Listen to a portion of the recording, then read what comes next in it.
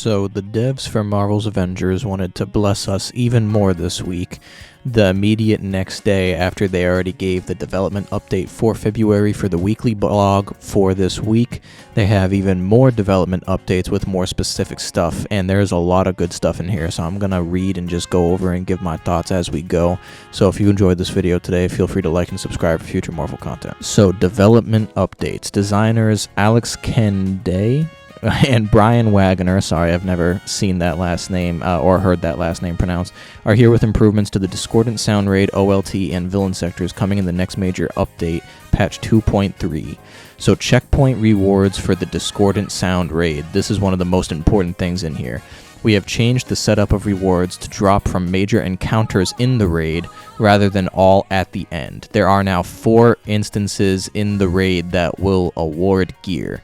This is so important. I'll just finish reading this one part. This also means the normal raid will drop an additional Claw Miner artifact, though it will not improve your power level. We are still looking at improving the subsequent rewards, and will update you when we have that plan finalized. The new mission chain panel lists the order and what encounter gives you gear. So this is severely important, and it's a really good fix for not only glitches that are still in the game, but people who quit out. Because now, if you're unable to complete the Claw Raid for whatever reason, whether you encounter a glitch or someone disconnects, no matter what reason you're unable to complete it, you still get rewarded gear when you reach certain checkpoints. This is probably some of the smartest and good decisions that I've seen come out of the devs to try to mitigate a problem in a while. This is a severely good decision. I can't wait for them to implement this. This is just such a good decision for them to make. Now, reward edits for OLT and Raid. We have added units as a reward to both the mission chain and the mission itself.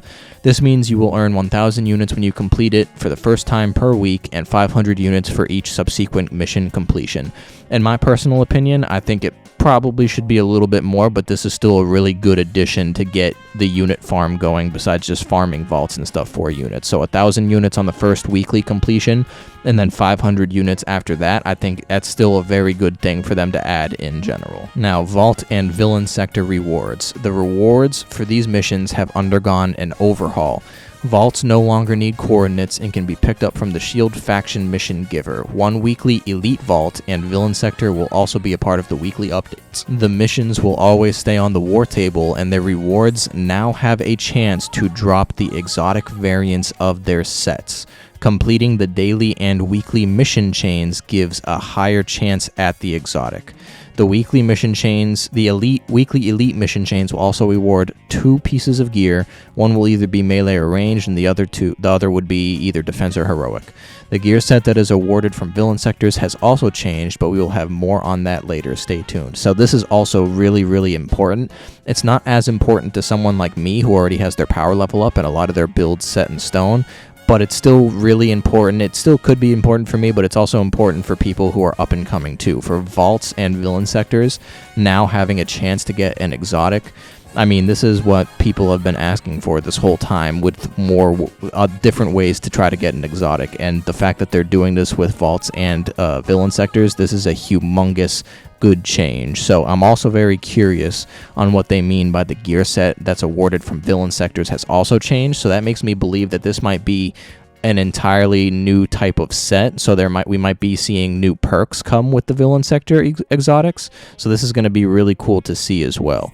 Now, hero-bound mega hives. So we will be making more missions and mission chains hero-bound, including the mega hive. Hero-bound meaning not once per account per week, but once per hero per week. The mega hives will work a little differently from other hero-bound missions because of the elimination mechanic. So if your hero's above power level 140, even if you are knocked out during the mega hive, you will be able to claim weekly rewards after completing the hive. Once those rewards are claimed, the mission chain will restart.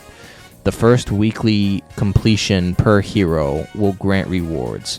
If you'd like to claim more rewards on the same hero again, you will have to wait until the weekly reset. We are looking forward to going into more detail about more updates to rewards and missions in the future. So the wording on this confused me a little bit at first, because it says if your hero was power above PL 140, even if you are knocked out during the Mega Hive, you'll be able to claim weekly rewards after completing the Hive. For a second, I was like, what? If you complete it with another character, you'll get it for the previous character too?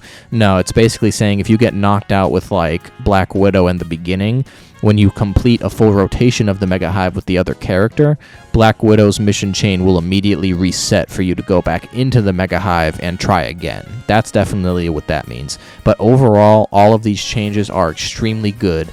It makes me look extremely, extremely forward to the future on what they have planned, because all of this, I mean, especially the checkpoint, I cannot express to you how important, and I'm sure a lot of you already know, but I can't express to you how important the checkpoint gear for the raid is. That is just the fact that this is going to be a mechanic going forward, and it might be like something that's already implemented when we get new hard pieces of content. This is just going to be so good, especially if they increase the power level again from like 175 to 200. So comment down below if you're finally excited that they're releasing more information about what they have in store for us development-wise, and I appreciate you for watching the video.